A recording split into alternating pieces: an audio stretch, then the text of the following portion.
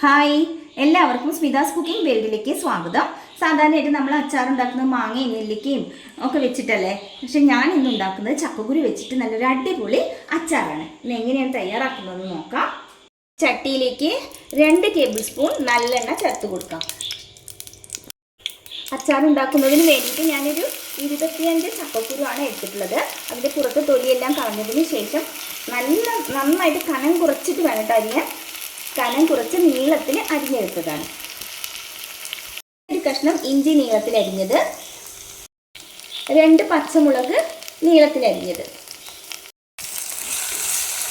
Flame നന്നായിട്ട് കുറച്ച് വെച്ചിട്ട് നന്നായിട്ട് ഇളക്കി കൊടുക്കാം.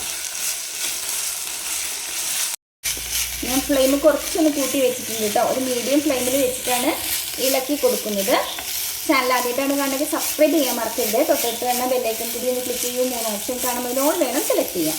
എങ്കിൽ മാത്രമേ ഞാൻ പുതിയ വീഡിയോ അപ്ലോഡ് ചെയ്യുമ്പോൾ നോട്ടിഫിക്കേഷൻ ലഭിക്കുകയുള്ളൂ. ആവശ്യത്തിനുള്ള ഉപ്പ് ചേർത്ത് കൊടുക്കാം. ലെമൺ ജ്യൂസ് 2 നാരങ്ങയിൽ നിന്നും പിഴിഞ്ഞെടുത്തിട്ടുള്ള ജ്യൂസാണ് ചേർത്തത്. നന്നായിട്ട് ഒന്നുകൂടി ഇളക്കി കൊടുക്കാം.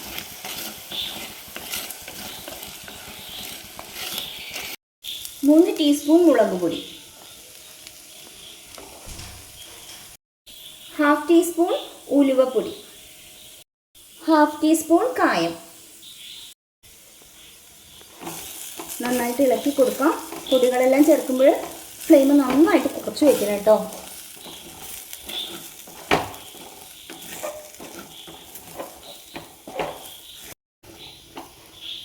ഇനി ഇതിലേക്ക് 2 ടേബിൾ സ്പൂൺ നല്ലെണ്ണ കൂടി ചേർത്ത് കൊടുക്കാം. ഒന്നുകൂടി ഇനി ഇളക്കി യോജിപ്പിച്ചെടുക്കാം. നന്നായിട്ട് ഇളക്കി യോജിപ്പിച്ചെടുത്തിട്ടുണ്ട് കേട്ടോ. ഫ്ലെയിം ഓഫ് ചെയ്യാം. ചെറിയ ചൂടോട് കൂടിയ വെള്ളം കുറച്ച് ഒഴിച്ചു കൊടുക്കാം കേട്ടോ. എന്നിട്ട് നന്നായിട്ട് ഒന്നുകൂടി ഒന്ന് ഇളക്കി കൊടുക്കാം. കുറച്ചും കൂടി ഒന്ന് വെള്ളം ഒഴിച്ചു കൊടുക്കാം. ചെറിയ ചൂടുവെള്ളം വേണം ഒഴിച്ചു കൊടുക്കാനേ. നന്നായിട്ട് ഞാൻ വെള്ളം തിളപ്പിച്ചു. എന്നിട്ട് അതിൻ്റെ ചൂടൊക്കെ പോയതിന് ശേഷം കുറച്ച് വെള്ളം ഒഴിച്ചു കൊടുക്കുക.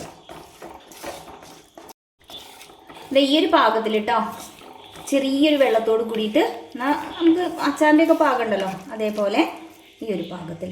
ഇനി നന്നായിട്ടൊന്ന് ചൂടാറട്ടെ.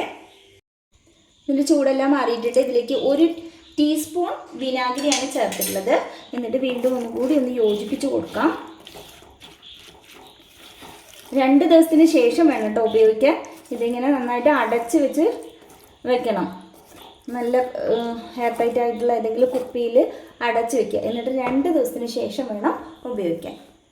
വീഡിയോ ഇഷ്ടമായാലും ലൈക്ക് ചെയ്യാനും ഷെയർ ചെയ്യാനും കമൻറ്റ് ചെയ്യാനും ഒന്നും മറക്കരുത്. താങ്ക്